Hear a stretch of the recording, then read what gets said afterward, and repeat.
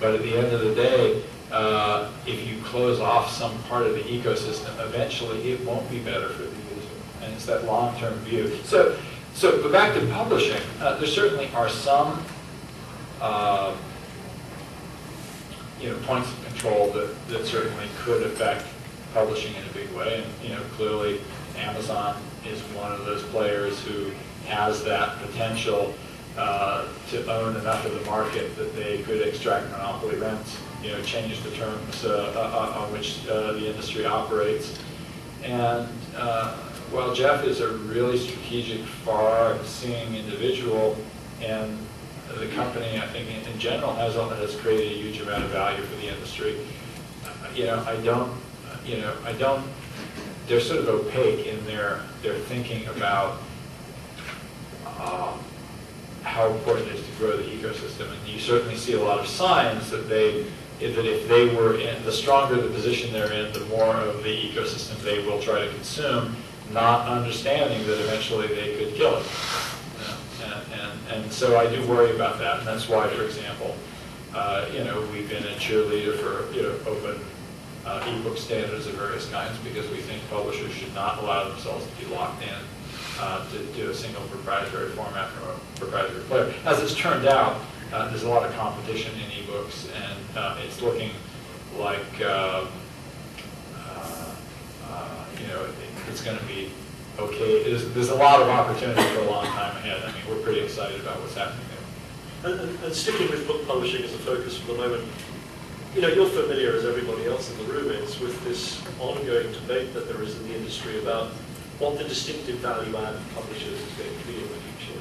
Yeah. Provoked by instances like Seth Godin announcing that he's not going to use a publisher going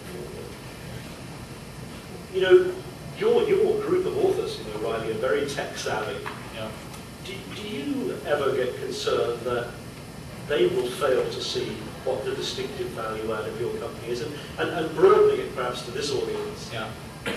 Is that a genuine concern going forward? What is distinctive about the value add that a publisher brings to the mix? Yes and no. I guess what I would say is first of all, Seth is there's a set of authors who have achieved celebrity through existing channels who now say, "Wow, I can go out on my own." What's new about that? I mean, come on, what's new about that? That's not a new phenomenon in the age of the internet. It's also not new that some authors become publishers. My perspective is shaped by the fact that I was a self-published author who grew a publishing company. And one of the things that I learned is that it's a lot of work. And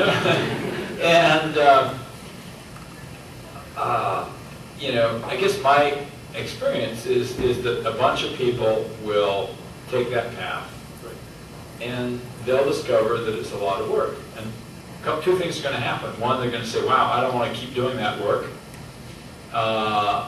and let me get someone else to do it for me again." Or they'll say, "Wow, I'm really good at this. I'm going to do it for other people."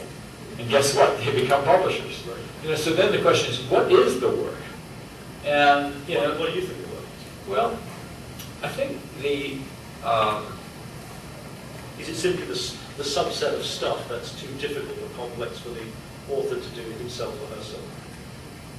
Yeah, the stuff that's a pain in the ass. Right. It's like that's the industry with pain in the ass. Yeah. Well, any industry is the pain in the ass industry. It's interesting. I had this conversation with John Ingram at TOC, was it last year or whatever. It's just like, it's like Ingram does a lot of stuff that nobody else wants to do. And it makes sense for somebody to get good at some parts of it.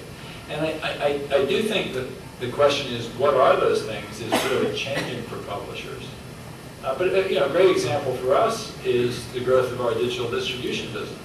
Where we took over distribution for a number of smaller publishers because we had better terms, better access to the market.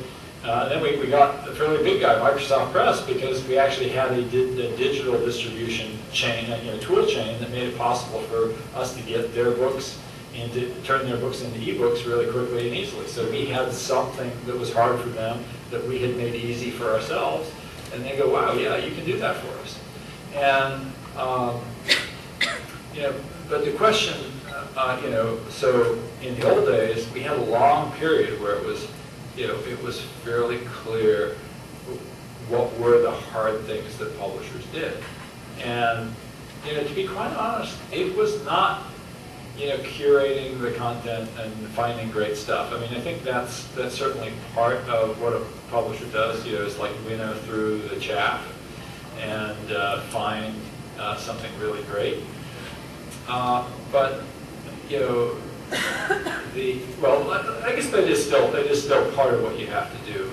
But I think it's seductive to think, oh yeah, we're really good at that, and that's what the market wants from us. And let me give you a kind of an example from our history where I clearly got it wrong.